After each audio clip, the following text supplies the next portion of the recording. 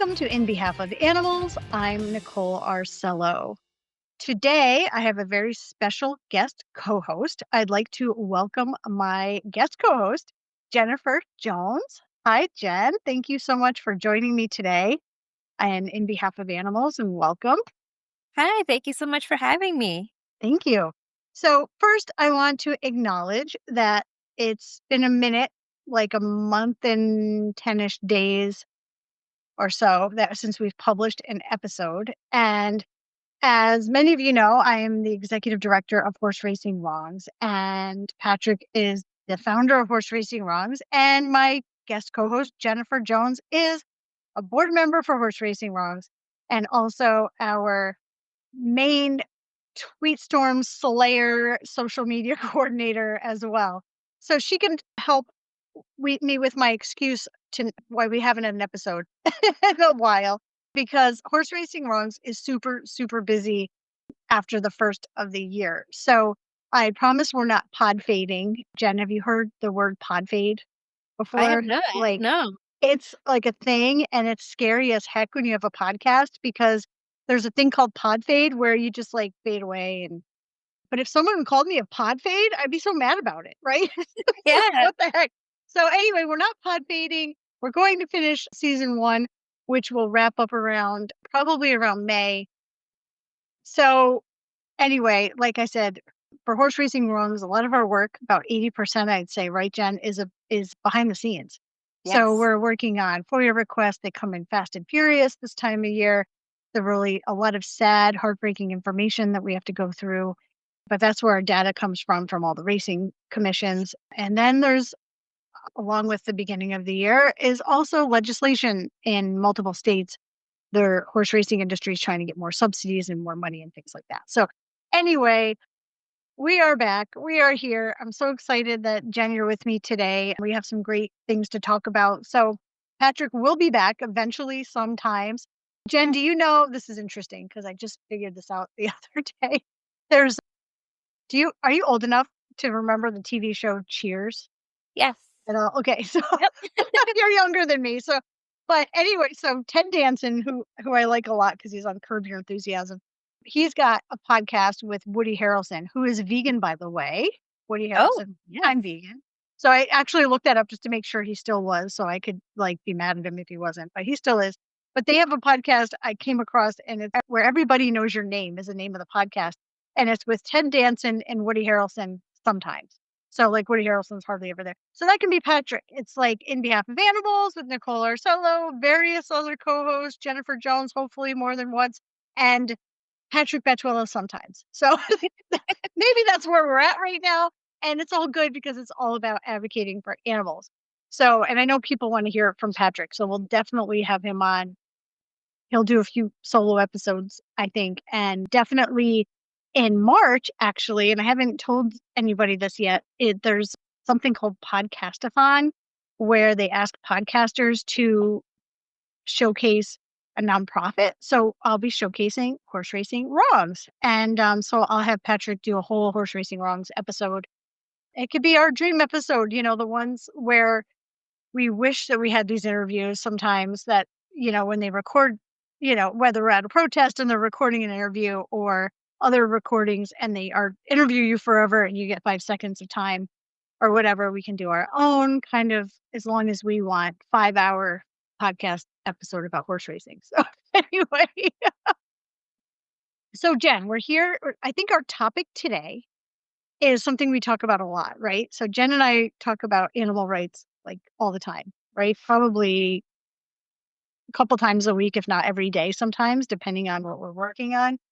And so one of the things you and we talked about this not too long ago is we're in our vegan bubble, right? So we're kind of in our vegan animal rights bubble, and we forget that there are people out there that are abusing animals, eating animals, and they talk about it freely. Like it's great on social media, right? So, Right. they're talking about it in the comments. And so advice that I usually give is, there's different kinds of online activism. We have like actions to take and things like that. But one of the things when I do like a webinar on effective activism is I say, like, don't get into fights on social media. So we've talked about this a ton, right? Yeah. So, so what are your thoughts about that? Like, what are effective ways, and I'll give a great example because we had a few recently on the Horse Racing Wrongs page where people are coming on there saying that, we're lying, we don't know what we're talking about. The horses that they have are, they they live on these farms, they're never slaughtered, they don't, all these lies. How do we deal with that? Like as activists?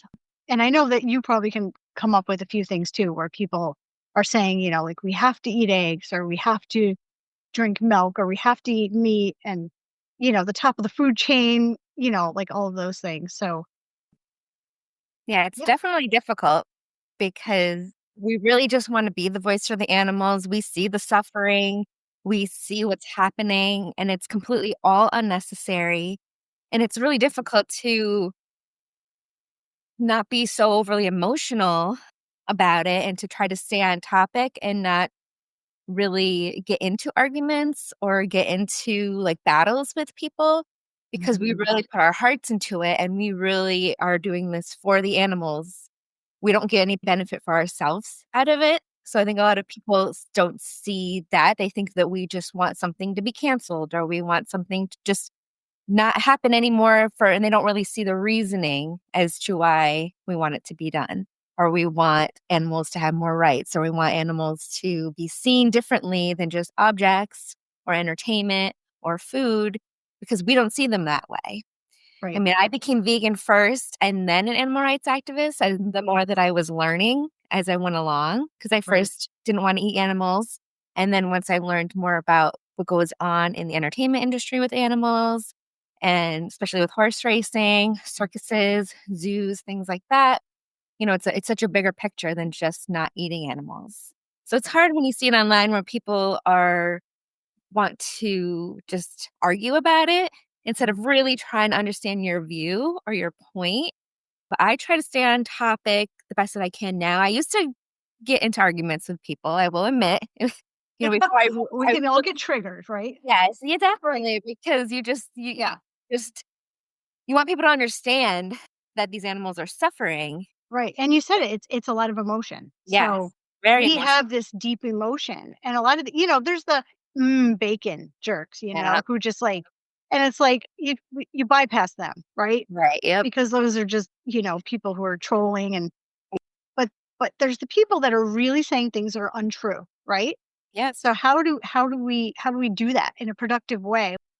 Because there's a lot of consequences to this and we can get into because if you're fighting, so you talked about emotion and that emotion and passion we're putting behind it, those comments, but then it can really drag you down too, right? It could yes, trigger you, it definitely. could drag you down, it could burn you out, it Oh, could make yes. you not want to be an activist anymore.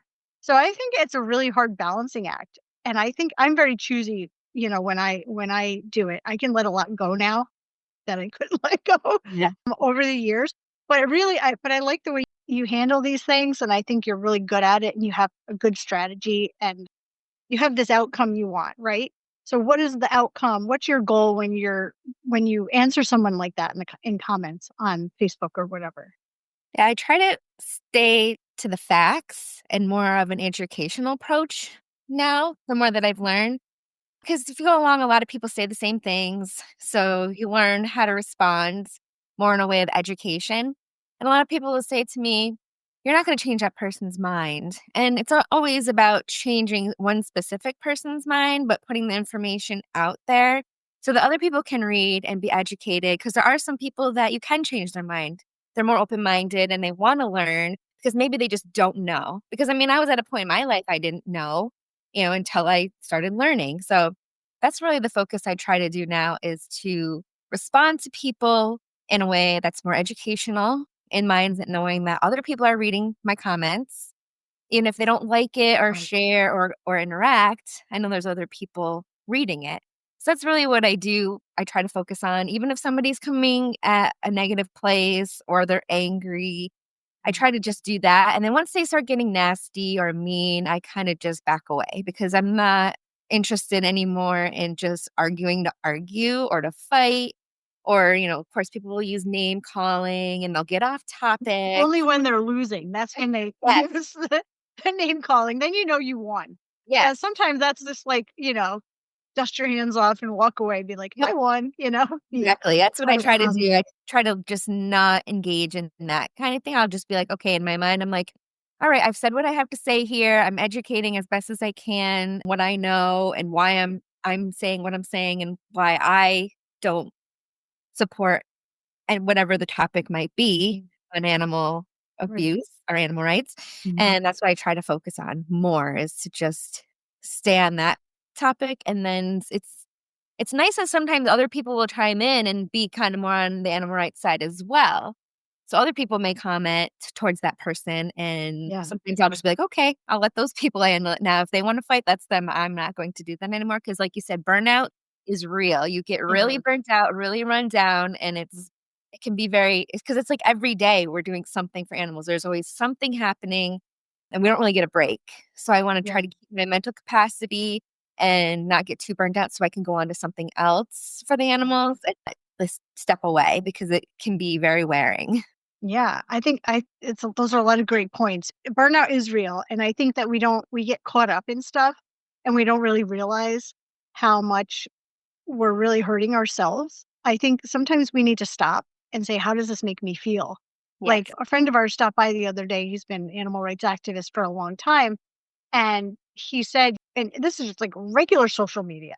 He said, "I stay on until I start feeling that feeling that I'm not feeling good because of this. Not that it's to make you feel good, but I'm kind of feeling a little bit sick. I'm kind of feeling Yes. uncomfortable. I'm kind of feeling a little depressed, like that kind of a thing. And then just saying, okay, I'm done and just walking away. Yeah.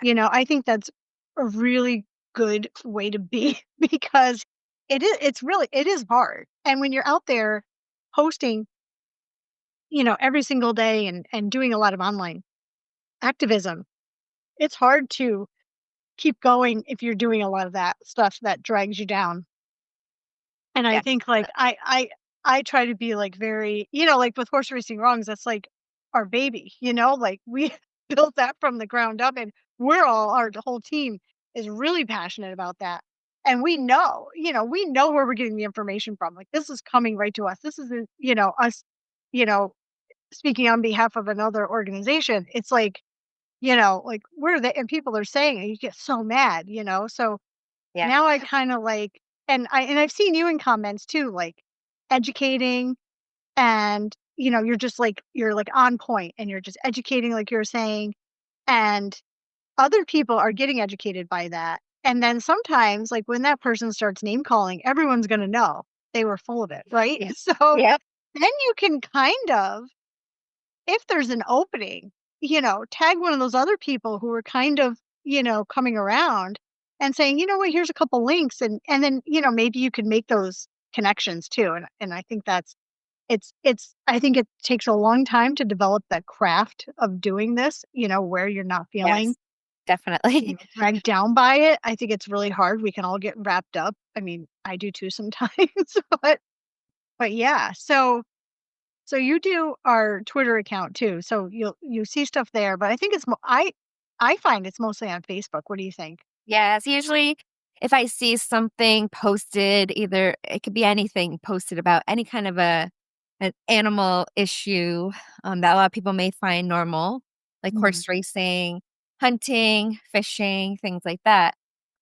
I just make a point to make an educational post, but a lot of people don't respond well, so, I just try to I just focus on I'm doing this for the animals, and if Mhm. I could educate one person and get them to not participate in whatever that might be, that is totally worth it.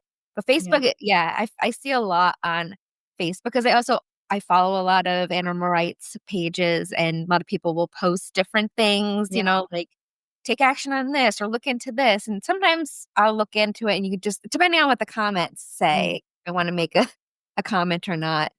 Right. Especially if people are being very, like, Sometimes you're the first one in there. very Like, I've seen you in, like, like, community groups that are not animal rights, Yeah, where they're posting something, because you live in Maine, right? So, you'll see some things, in some community groups, and you're in there, to be a voice for the animals, whether they're, like, trapping a seal or what they call conservation in a lot of ways, and you're right. in there, educating people, and people get really upset really fast They sometimes do. But because it is they nice though, trust these. Go some ahead. people will like and respond Yeah. in agreement with me, so that helps Mhm. to motivate me as well, knowing that I'm really not alone in this, just a lot of people don't speak up or say anything. Mhm. So, when I am doing it and people like it or comment or respond and they're more on, like, the animal rights side, it gives me more motivation as well and makes me Yeah. see, "Okay, I'm being seen, other people do agree, but I know that most people just wouldn't say anything." So it is nice to see that too, that there are other people out there that do agree that animals should have more rights or whatever topic that we're talking about shouldn't be done the way it is or shouldn't be done at all. So it is nice to see that as well, that there Yeah. are people out there just aren't they're just not talking about it like we Right, are. they might right, and it's great to and I like that. It's a healthy way to react to those likes of support, because it's not about how many likes you get. Like, a lot of people are so Right. wrapped into, which is a whole other episode, I think. Yeah. Maybe we'll talk about it today. But so many people are wrapped up into how many people see their post or like their post and things like that. But it's such a healthy way to look at it and be like, "Look, oh, yeah, I have support. I'm gonna keep going because Yes. maybe I'm being a voice for all of these people, and then the more likes I'm getting here, the more support, and maybe they will say something, and that's Yes. good, and then you're reaching that goal of educating people in the comments, and it's hard, like, there's a lot of times we're all friends with people, well, not all of us, but we're friends we have friends that aren't vegan or something that might post about something, and we Yep. have to choose whether or not to educate them, like, maybe they're thinking about, buying a dog or, from a breeder, or they're, complaining about the price of eggs. And we want to go in there and say, hey, look, I've had a couple conversations about eggs lately. You don't need eggs. You don't need eggs for any reason. You don't need them to bake. You don't need them, and I'm like a pretty big expert on not having to bake with eggs, right? Yes, you sure So are. I'll get right in there and I'll be like, just saying. And that can be difficult too, and a lot of people, they still don't understand that, which to me is just mind-boggling, I guess. But it's hard. But I It think is. it is a good form of activism. Like I said, I will say, "Don't do it." Like, don't get into fights. I've done it on our action horse racing wrongs action group. I've done live streams in there, and I'm like, "Don't fight with people," and I just say, "Don't." But, and you've really found a productive way to do it. Yes. So it's like, okay, so we can do it, but how do we do it without that horrible feeling that we're left Yes. with, or the feeling of having to go back and check to see if they responded to your comment? And that's, I think, the thing I struggle with is I would be like, it'll ruin the rest of my day. Like, maybe we have like family time or whatever. And I'm like, I got to go back and see, what they said. So I've stopped myself from doing that too. I'm like, like you had said, I said what I said. Right?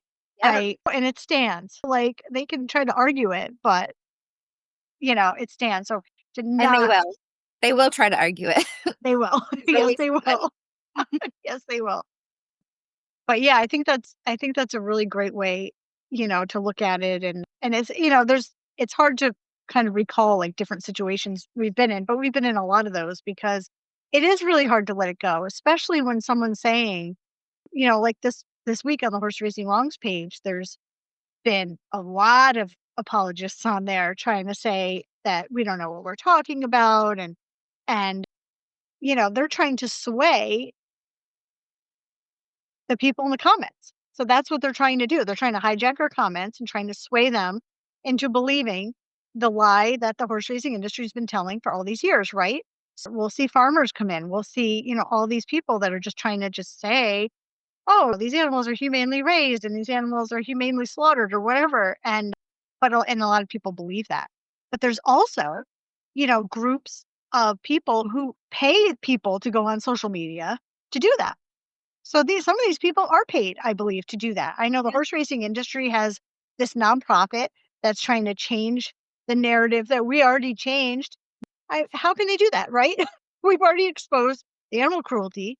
Over 11,000 horses that are dead, killed, died horrific deaths, and they're documented right from the racing commissions. And they're trying to start this nonprofit to erase that. But how can they erase that? So it takes all of us to just keep, you know, being there in the comments and to keep going. So, but social media is hard. And I feel like too, when we see that kind of thing, it shows that we are having progress. It shows that what we're doing and all the work we're doing is being seen and being heard, and, like, people in the industry will be threatened by that because it makes people question what they're doing. It makes people see the truth of what's really happening, Right. and they can't question it because everything that Horse Racing Rungs puts out is factual. People can look it up themselves, so it's not like it's a hidden any kind of hidden information. They could easily look it up themselves, and I feel like when we get the more pushback, it is kind of makes me feel I know anyway for me, it makes me feel like we're doing good because we're being seen, we're being Yeah. heard, and that the animals are not, suffering and dying in silence, that people really are hearing it. So when they're pushing back at us, it's because we're threatening their pockets pretty much. Right. Yeah, they're Because scrambling because they yeah, know like it's the truth is out and they exactly. have to defend it. And I think that's really important. I think it's funny because they try to call us PETA and all these things because like PETA is just like, pejorative for like all animal rights activists, I guess. And it's like, there was someone this week who did that too, like, oh, there's PETA people. And I always say to them, you're stepping over the bodies of over 11,000 dead horses to defend this industry. So what I think right before we went on, I said this to someone and I linked our death map and I linked our killed 2024 list that we're still filling in with the FOIA requests. And he commented back to other people, but he didn't. So I just like wrote back and said, still waiting, dot, dot, dot. So like defend it, and they can't. And that's usually where, and, oh, so what do you think about this too? Cause that's just popped up because we try not to delete comments unless people are being really rude because we want to, we want to be able to get in there and correct people, right? And educate, right? So we do that on Horse Racing Wrongs, but on our own pages. So if you had people come to your own Facebook page where you're advocating to animals, I don't know if your page is public, like my page is public. So I've had people say they come on and they say crazy stuff. And sometimes I'll just delete them because I'm like, it's my page. I'm not going to have, some jerk come tell me that I don't know what I'm talking about, like, and sometimes I'll respond to it. Like, how do you deal with that? Do you have people on your page? So Like my on your, page is private now because a few years back, oh yeah, talk about that. I Yeah. started a petition Yeah. because there was a volunteer fire department in New York that was having a coyote killing contest, Mhm. and they labeled it as a fundraiser. So I did some research on it, and they were giving out prizes for the biggest coyote. I don't even know what else. There was like prizes for specific things. So I contacted them, and I had a couple other people I was talking with as well, and asked them if they would consider having a family-friendly event because they were also including kids in this contest to go out and kill these coyotes. They weren't gonna do anything with them. They were killing them and disposing of them. It was purely contest. So they couldn't really argue that they were doing it ethically or they were doing it for the population. They had no argument. Yeah. So So I disgusting. started a petition because they didn't respond to me when I contacted them. I even told them I had people that were willing to help them put on a more family-friendly fundraiser that didn't include animals. Mhm. So, they didn't respond. So I started a blah, blah, blah. I started a petition, This is one woman doing this. and I didn't know what I was doing. I had never done this before. I just felt the need to do something Mhm. 'cause this was a volunteer fire department, so I looked up all the information of the mayor and anybody else who is like the town clerk's office, anybody that I could find that would be a good contact and Mm. put it in the petition, and I just shared it everywhere. On every page I could possibly share it and just, like, get people involved to sign this petition, to also contact the mayor, contact, like, the city council, contact their senators, and a lot of people in that area got involved, and it actually made their local news, Mhm. and people were very upset at the fact that a volunteer fire department was bringing on this pretty much slaughter of Mhm. coyotes just to get prizes, just Yeah, for trophies, definitely. just for money, and they're including children. Yeah, So teaching children how to kill and not care about animals and awful, awful. yeah.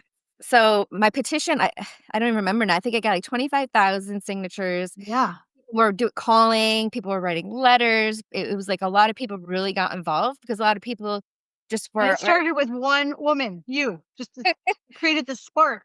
And yeah, so this is a really good story for everybody. I wanted to get to this today, and I'm glad it just kind of came up like naturally. But go ahead. And and I just didn't know what I was doing. I just every day I worked on it. you did. You know, I contacted everybody I could. I just I don't I mean, I just went for it and I just did what I could.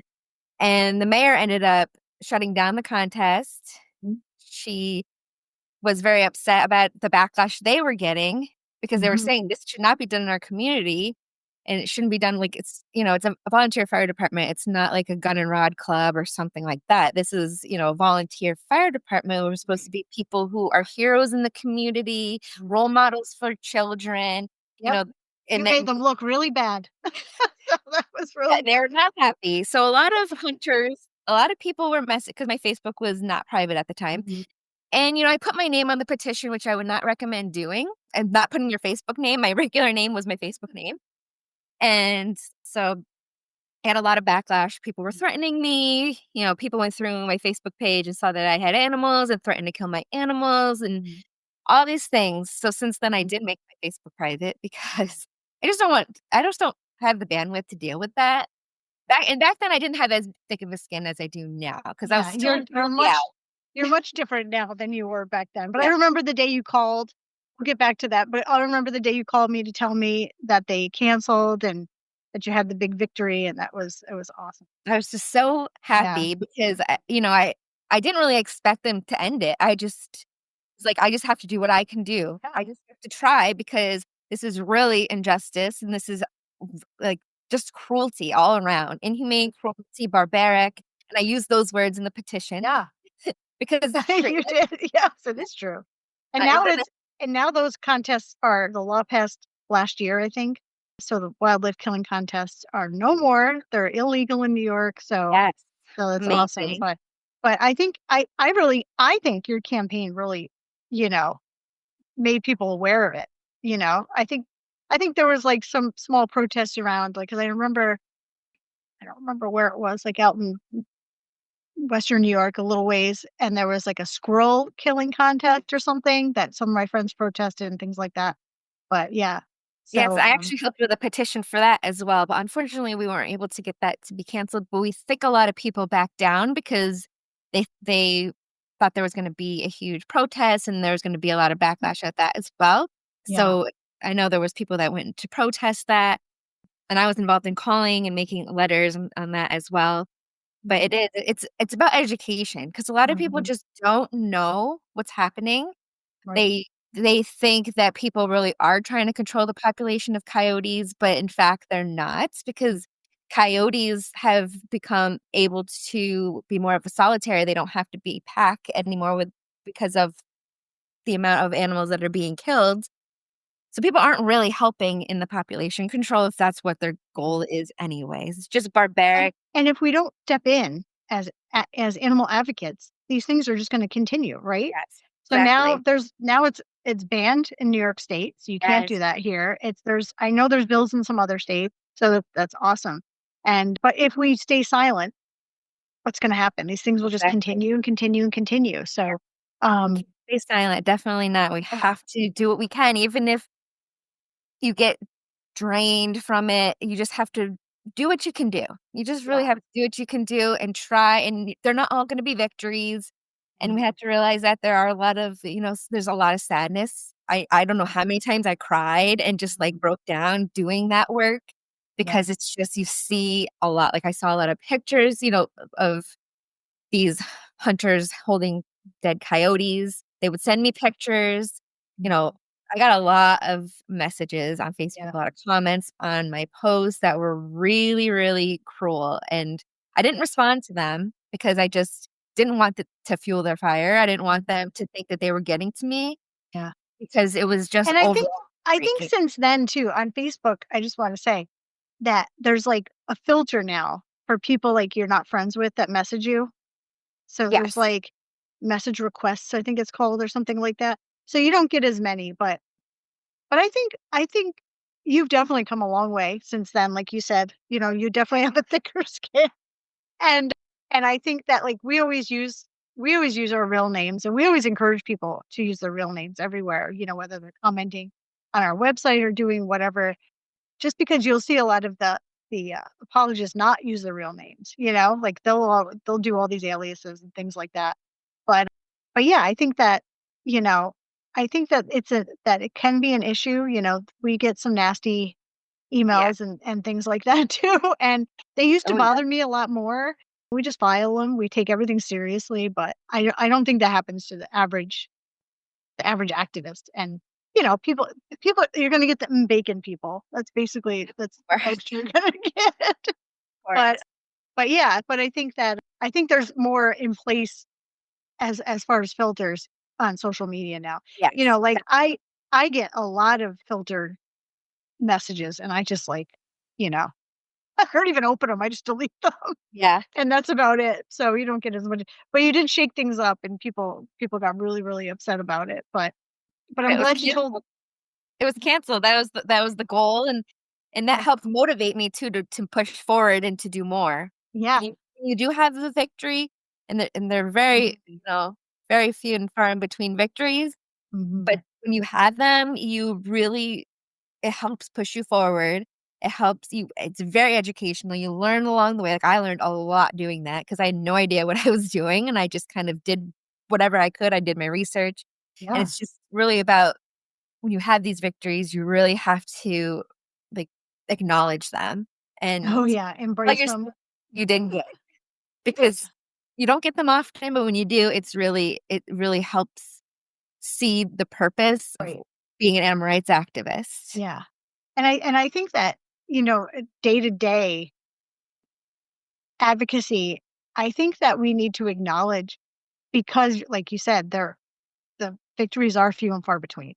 So we're seeing victories all the time. I think we should acknowledge and embrace some of those, even the ones we weren't a part of. But I think this is why it's so important to take action when you can. Like, we put actions out for horse racing wrongs, like Revolution Philadelphia does, a lot of other groups do.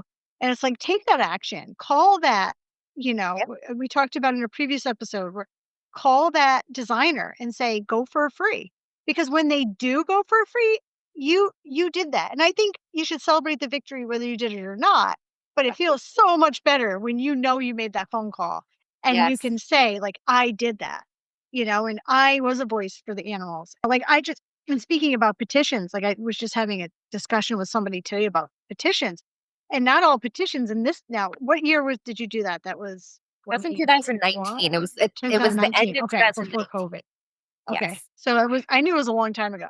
So, back then, I think petitions did really well with small things, but Yes. now everything's so saturated with petitions that Yeah. petitions are more like a marketing to bring awareness to your cause, but you're not always going to get, like, a victory from the petition alone. The petition alone is not enough anymore, and I was just having this discussion with somebody, and a lot of people, because look, since you did that, right? So I love talking about the COVID years, the Yeah. quarantine, and then just all of us being isolated. A lot of people turned away from activism. Whole other episode, I know. And I gotta let it go because it's 2025. So we're trying to motivate people. But, a lot of people stopped being active. A lot of people stopped. There was a lot of fighting about politics and vaccines, and a lot of splintering in the community, and a lot of people turning away from things. And I think a lot of people, because it became all online activism, right? Because there weren't a lot of protests. There weren't a lot of other things. There wasn't a lot of contacting legislators.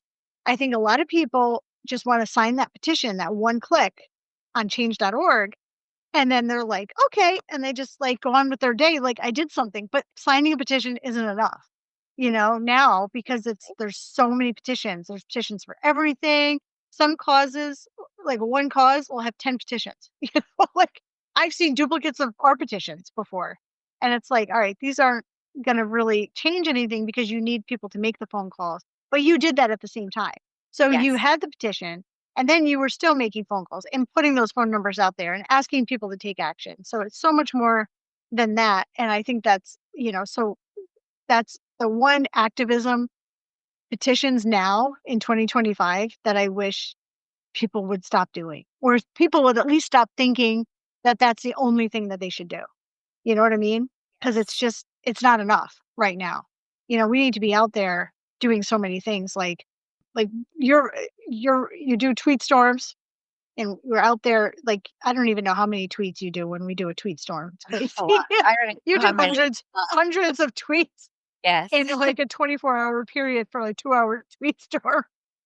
And it's just about like getting it out there.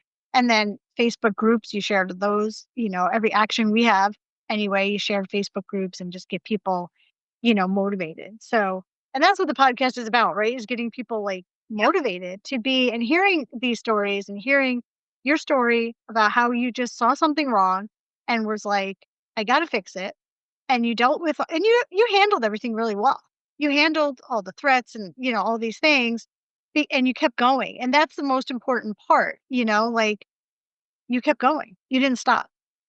And that's important to just keep your head down and just keep doing it for the animals, and that's it. And that's the thing that we want to motivate people to do every day and not get burned out. So a lot of things are different since then, which is good.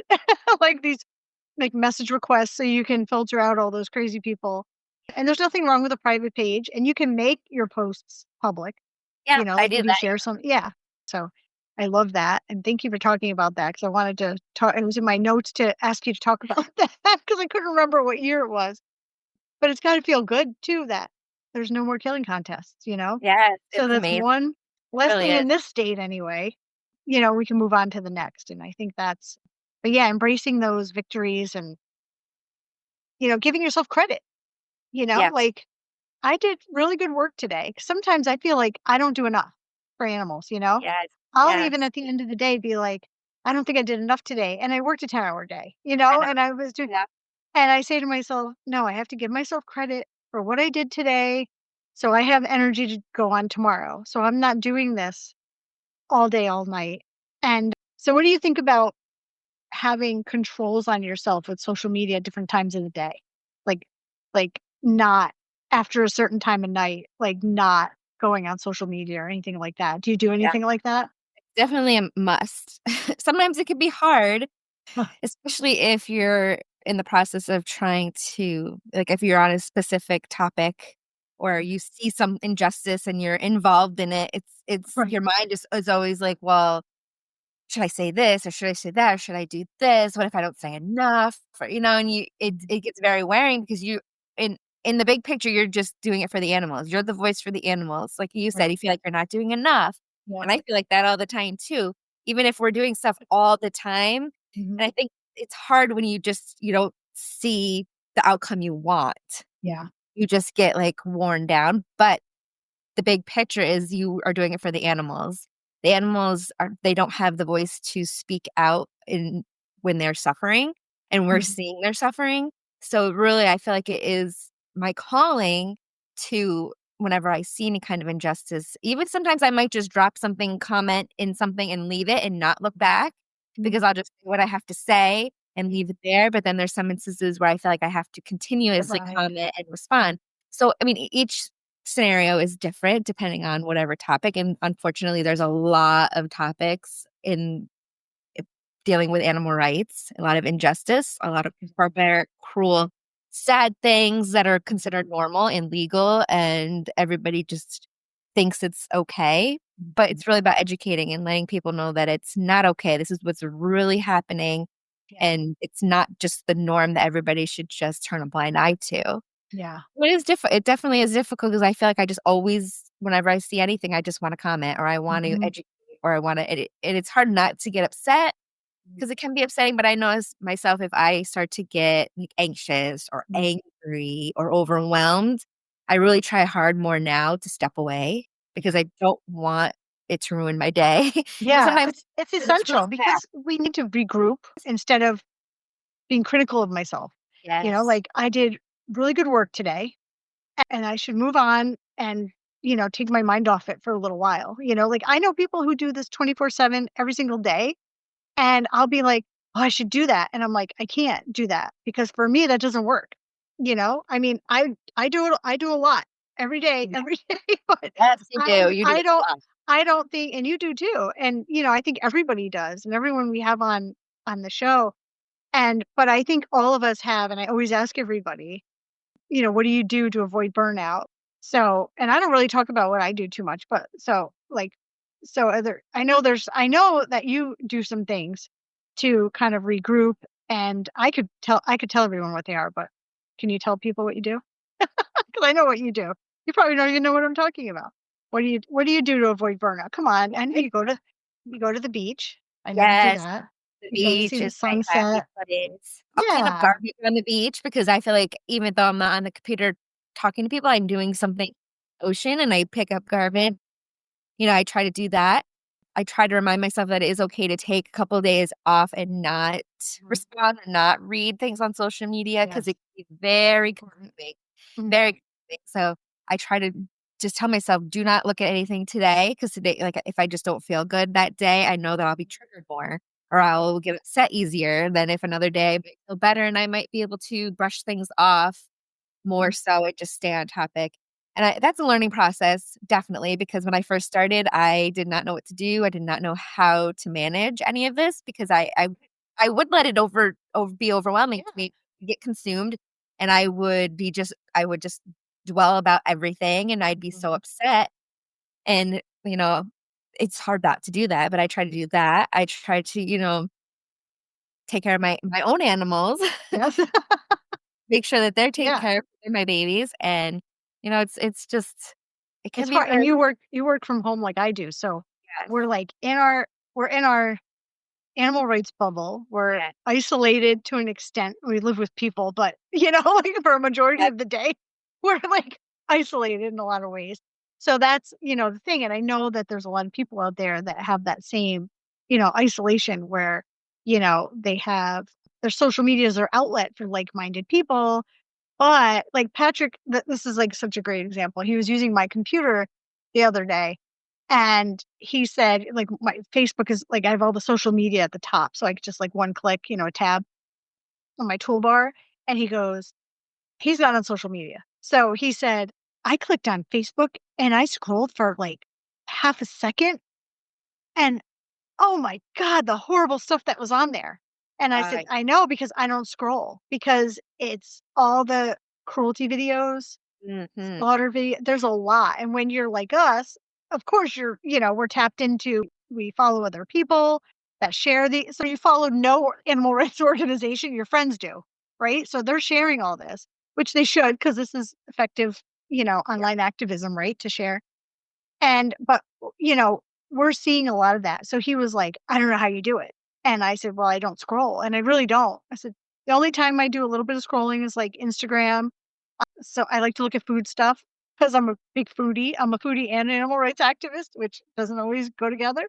But yeah, so I don't scroll a lot. And so I think that we have to take breaks from that. yes, And I know absolutely, that, it is a way for us to be connected to each other.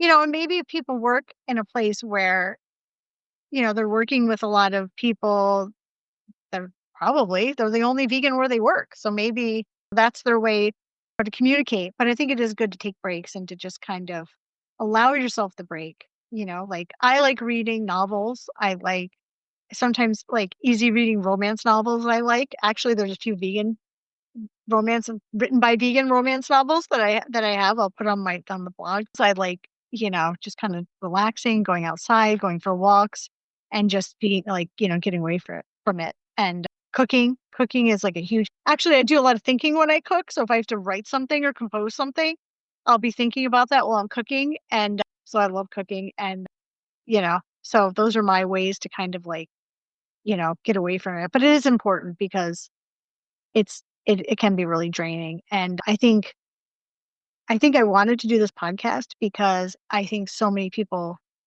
turn away from activism because they don't have maybe these tools we're talking about, or maybe they've tried them and they don't know if they can work. So maybe if we can tell people, hey, this works, or try this, or whatever, to help them get through it so they can really be driven by that passion for animals.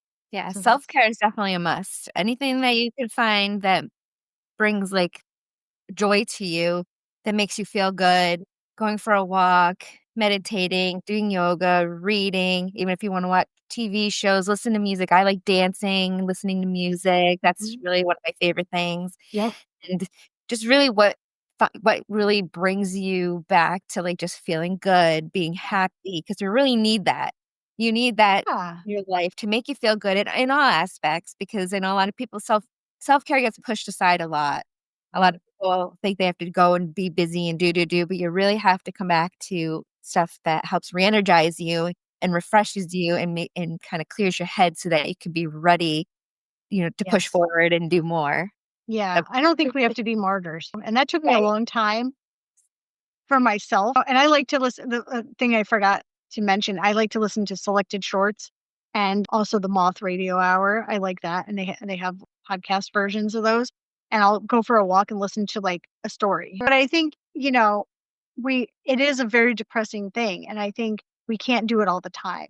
And I think for a lot of people, it doesn't really work for me very much, but a lot of people, I think animal sanctuaries are good to go to if you live near them because you can be around the happy animals, Like for me, I struggle a little bit with that because I like see cows and I'll start crying and, wish I could save them all. So it doesn't really work for me, but I know friends that go to the sanctuary to kind of just be with the animals and that makes them happy and that fills their bucket back up. And for me, it doesn't really work. I have to kind of just be like totally away from it, and that's okay too, And I think that we beat ourselves up for not working enough, for, I think just how we are as Americans. We just think we need to work all the time. We need to, keep going, and we put ourselves last. And I think we need to not necessarily put ourselves first because I think that's kind of weird, but I think we need to put ourselves on the list.